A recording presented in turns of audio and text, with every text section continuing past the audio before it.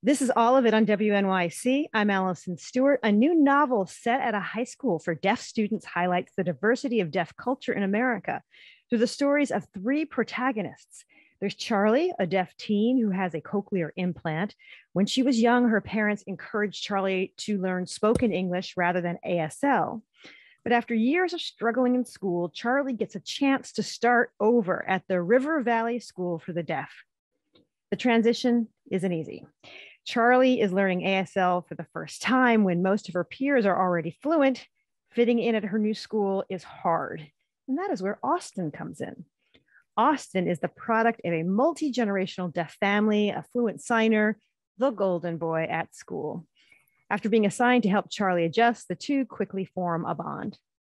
Overseeing the school is February, a CODA, child of deaf adults. She is the headmistress of the River Valley School, and she is facing a crisis. The school is losing funding and will close when the year ends. The novel is titled True Biz, and it's written by Sara Nović, herself a deaf author, educator, and advocate. Publishers Weekly calls the novel brilliant, and Reese Witherspoon agrees. She selected it for her book club this month. And Sara Nović joins me now. Hi, Sara.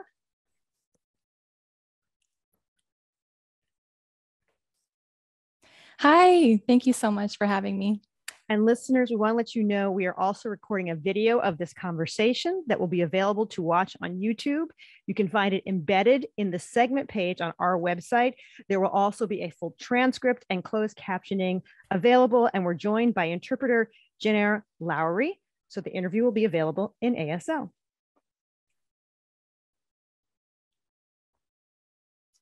So Sara, the title of the book is something that's well known in the deaf community. Will you please share what True Biz means? Sure, most definitely. True Biz is an ASL idiom. It's a very popular ASL idiom, which has a few different multiple meanings. For example, it could mean serious. It could mean, I'm not joking about this. It could mean real talk, to name a few. So for me, it was important to title this book with something that had strong ties to the deaf community as an idiom. There's not one direct translation into English. So this book, I guess you could say, is real talk from a deaf perspective and about the deaf experience. I was going to ask, what do you think what do we really have to have conversations, some real talk about? What are some of the themes in the book that you wanted to make sure there was real talk about it?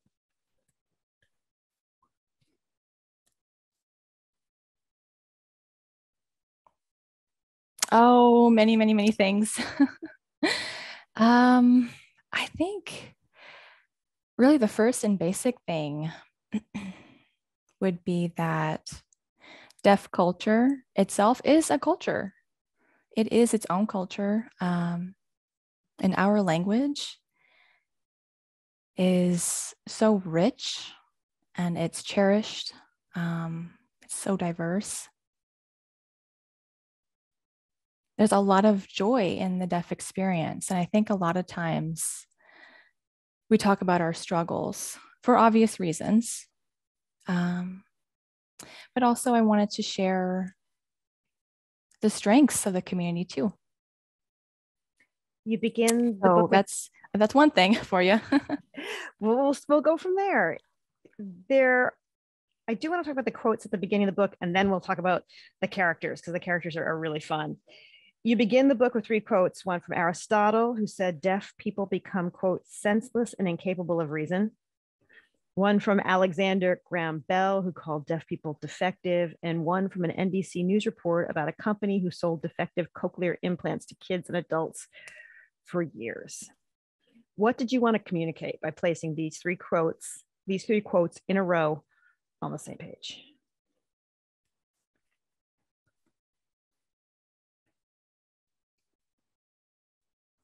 Yes. Yeah. I wanted to show and give more of a picture on the struggle, that type of experience that is so common that people do go through. This is something that's been going on for thousands of years, that deaf people have experienced this type of misunderstanding, really, of our experience. And one thing about this book, I will say, is that the main character, Charlie, does have a cochlear implant. And so I think a lot of people focus on the technology. There's a debate regarding the technology. But in actuality, I wanted to show more that deaf people have to deal with the misunderstandings, the constant misunderstandings of the deaf experience. And that is something that is common. It's something that everyone in society has to deal with at some point in their life, being deaf. And so choosing those quotes showed those various perspectives. My guest is author Sara Nović. We're talking about her new novel, True Biz. All right, let's talk about our protagonist, Charlie, a deaf student, as you mentioned, got a cochlear implant at a young age, not taught ASL. Here's what you write about this from Charlie's perspective. The educational term for her was oral failure, which, from what Charlie could tell, basically meant she sounded stupid when she talked. Charlie wasn't stupid. She just had to learn everything herself, and in an environment not at all conducive to learning, the public school classroom. Endless tumult of squeaking furniture, student chatter, teachers spewing lessons with their backs to the class as they wrote on the board. Really, she thought, the fact that she could work out about 60% of what was going on with the robo ear, maybe more with some good lip reading, was impressive. But in school, 60% was still a D. That's from the novel True Biz. How has this choice made by her parents affected Charlie's experience in the world, and maybe even more importantly, how she feels about herself?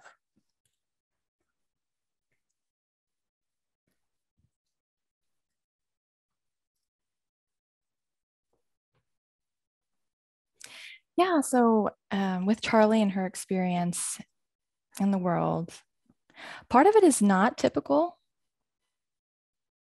because her cochlear implant is physically broken. It is actually broken, and you do see that later in the book. But at the same time, her experiences also are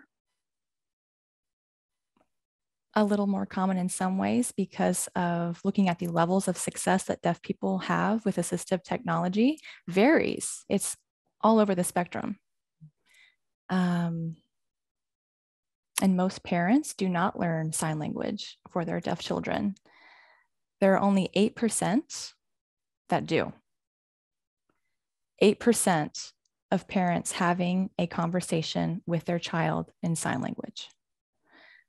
And so in that way, Charlie does have a very typical experience.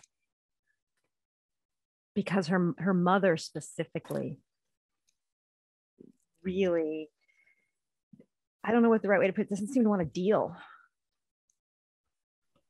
with Charlie or even Charlie's needs.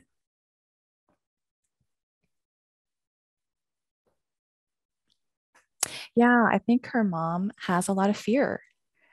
And that fear comes from the way society understands deafness as a whole.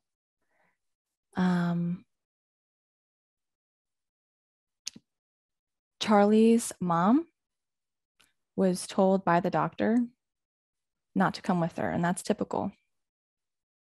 So being told by a doctor not to sign with her, I think she was doing what she thought was best for her, thought she was doing the right thing. And it becomes clear that it was really wrong. But also with her personality, there are personality clashes as well, which is the universal teenage experience as well. So that's something anyone can relate to. That happens a lot in the book. When Charlie starts to become more fluent in ASL, what opens up for her?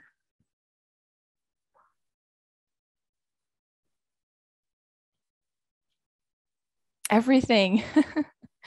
Everything. I mean, having friends you can talk with. I think oftentimes we talk about language access relating to education and language acquisition from a mental health perspective and that kind of thing, but we don't talk enough about the socio-emotional part, you know? I think, I mean, we're all human. I mean, as deaf people, we're all still human, and we all still need that social and emotional access. But Charlie did not have that access, so it really opened up access to being a human, having equality in that way, making friends, participating in after-school activities, doing those things. That was new for her. Sara, you tweeted recently, cannot wait for the day someone hires me to write a piece about how the practice of withholding ASL from deaf kids in the US stems directly from the white supremacist movement, because man, are those receipts ugly, and who baby, do some people need to see them. Can you draw that link for us? Make that link? Yes, sir. So a lot of oral education, I'll start there, and philosophy in the United States comes from the Alexander Graham Bell Association. And his idea, I think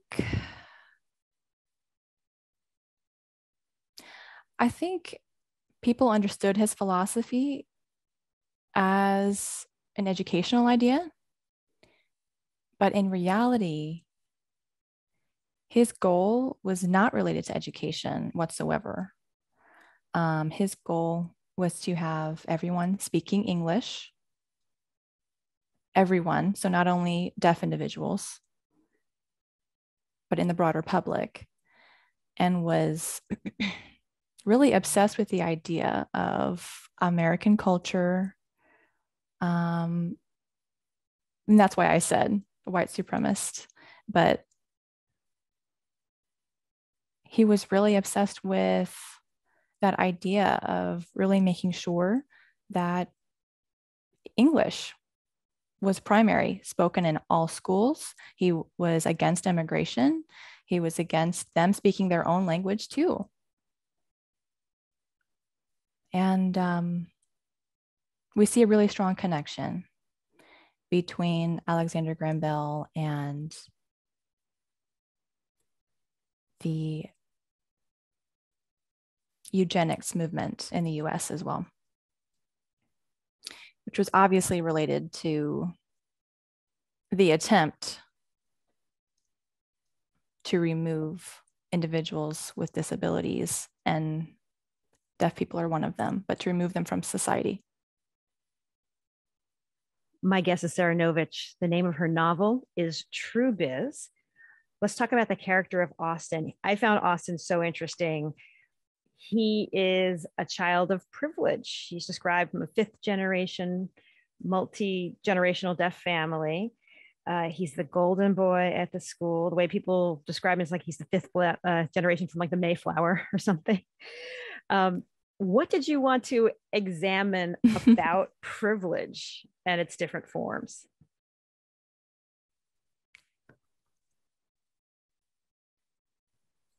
Yes, the character Austin. I actually started writing Austin because I thought it would be funny if I created a character and family situation where people would freak out about the birth of a hearing baby in the same way that people tend to freak out about the birth of a deaf baby.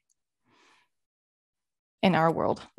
So that's how I started creating that character.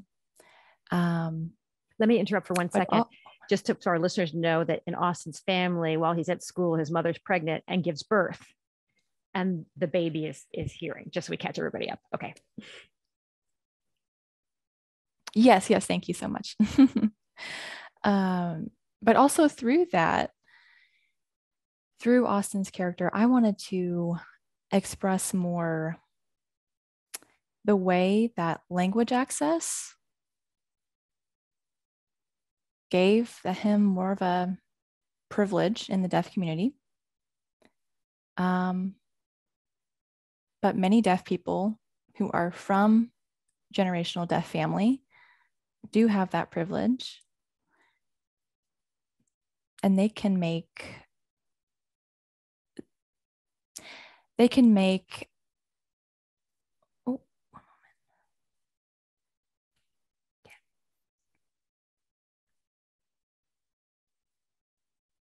can be dissension in the deaf community from that, and because of that privilege, because the deaf world does have similarities to the hearing world. We do have cliques, there's cliques. There's petty arguments, things that blow up out of proportion. I mean, I wanted to show those similarities as well in that book too, from that teenage experience. There's February, the headmistress of River Valley School, who is the child of deaf adults. What does she see as her role in preserving and continuing deaf community and culture?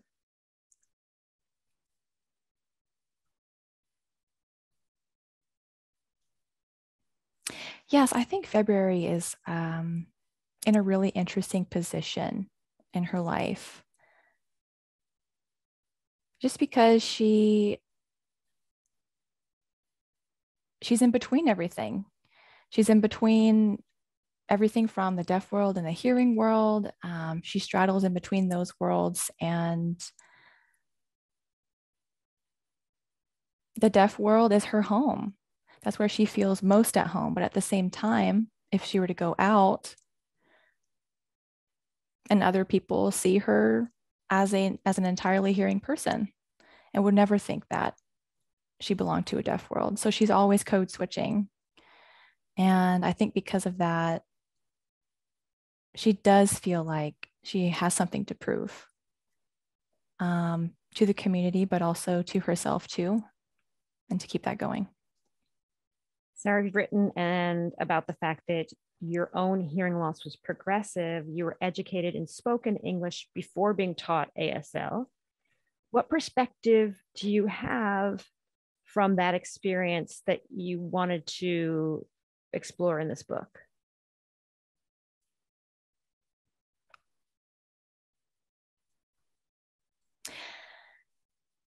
I think with that experience,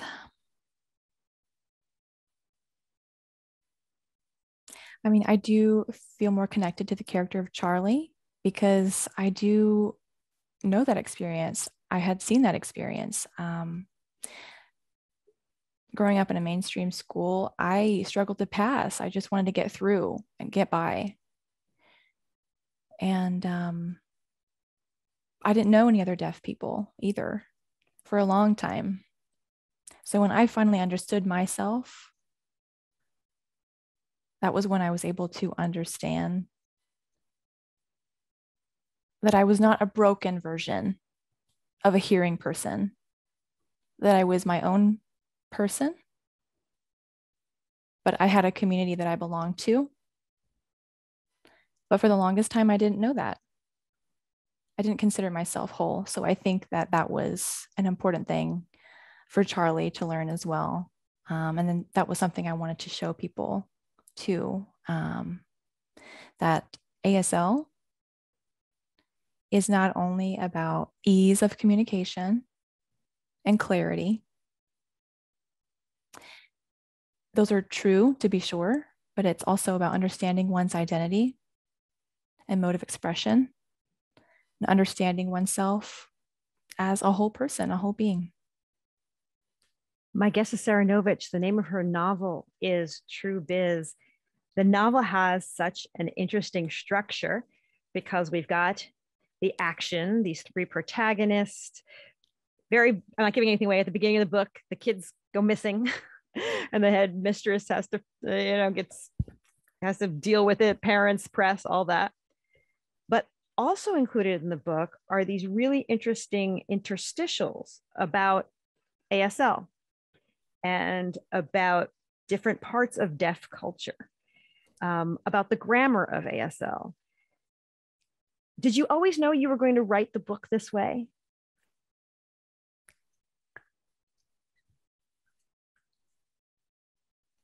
No, I certainly did not. I never knew anything. I do wish I could be the kind of writer who plans, but I'm not. But when I did start writing this book, I did kind of resist the idea that I needed to expound and explain a bit more on deaf culture. I wanted my deaf characters to stand on their own 2 feet and do whatever they wanted. But as I was writing, I realized that most of the world would need more information. They would need more information if I wanted them to completely relate to these characters and understand more of their way of thinking and their perspective. And I had that opportunity through Charlie and through setting up a deaf residential school in my book to have that educational message as one part of it, which was a bit separate from the message itself, but those were able to go concurrently through the writing. And so with Charlie's experience, she's sort of a guide through deaf culture as well, which works out great. Yeah, she becomes really stuck on the fact that there seems to be no sign for the verb to be. There's also an interesting conflict between the way a Black student signs with the Black American Sign Language. I hope I'm saying that right. And that's an interesting conflict that comes up. I think that's interesting. I don't know if there's a question. I just was like, wow, that's incredibly interesting. I didn't know about that. Yes. Oh no. Yes. Many people wouldn't know. There was one thing I did know. Oh, go ahead. Yeah, but that was part of it too. That was part of my goal for this book, was wanting people to see not just one deaf person, one deaf experience, but seeing that through multiple lenses of multiple backgrounds, because it is true to life in that way. Multiple races, multiple backgrounds like that. So, and it all converges into one language and one community. One thing I did know, and I was very excited to see it in the book, is the tie between ASL and Martha's Vineyard. My family's been there forever. And I can remember very, very young knowing about the deaf community on Martha's Vineyard. And I was wondering if you would share with our audience how ASL, as we know, is partially a product of a community on Martha's Vineyard.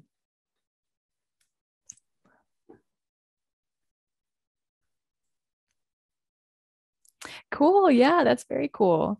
So back in the day, let's think here. I'd say basically when people had arrived from some parts of England, there was a part of England called Kent, to be specific. People had arrived to Martha's Vineyard from Kent together, and they had set up everything they needed in order to live. And in that generation, they happened to have a high rate of deaf individuals within that community. And also at that time, it was very tough to travel between Martha's Vineyard and the mainland.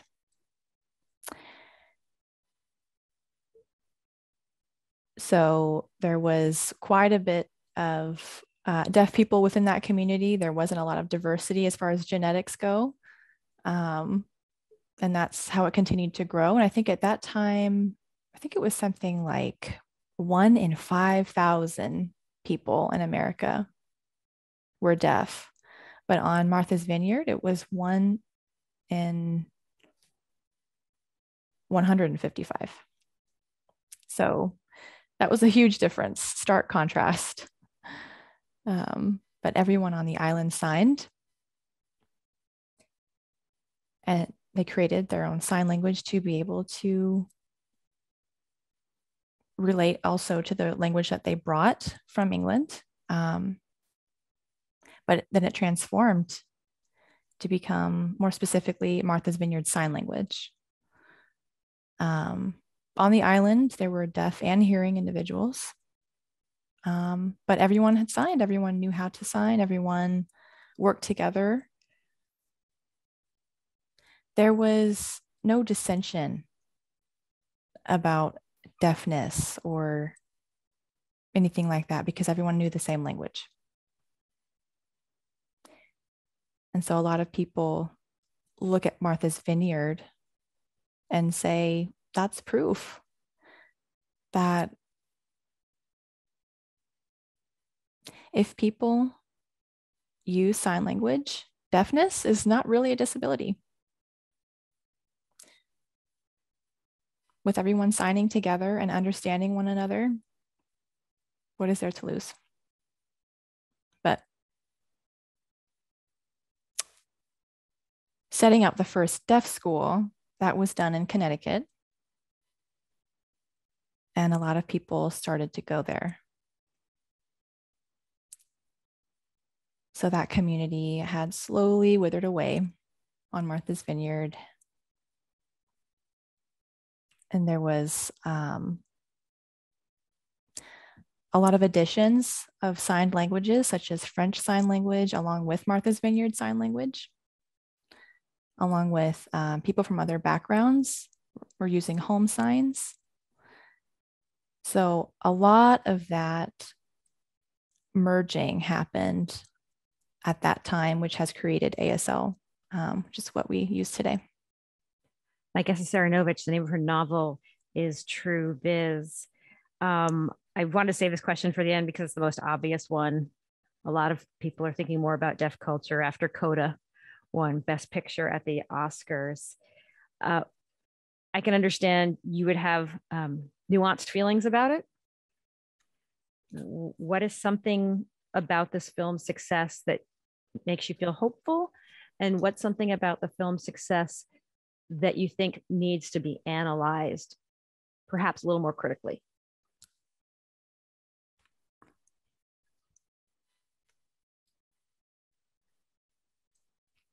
Yes, I mean, oh my word, the obvious thing has to be just how amazing our deaf performers are. They were amazing, absolutely. Troy really carried that movie and was just so funny. Oh my word, I love to watch him work.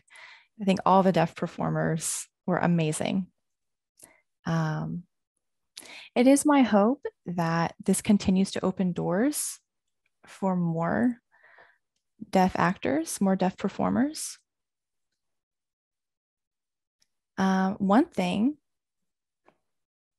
I think might be a good next step would be having more deaf writers, more deaf producers behind the camera.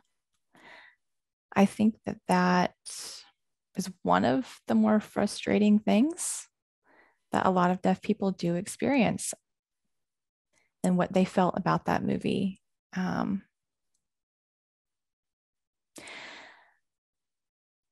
They felt that the movie still had a hearing-centric perspective. The main character is still a hearing person. The story is still about a hearing person. and explain things for a hearing audience. So I think my next hope in the future would be to see more of a full deaf perspective and story as well.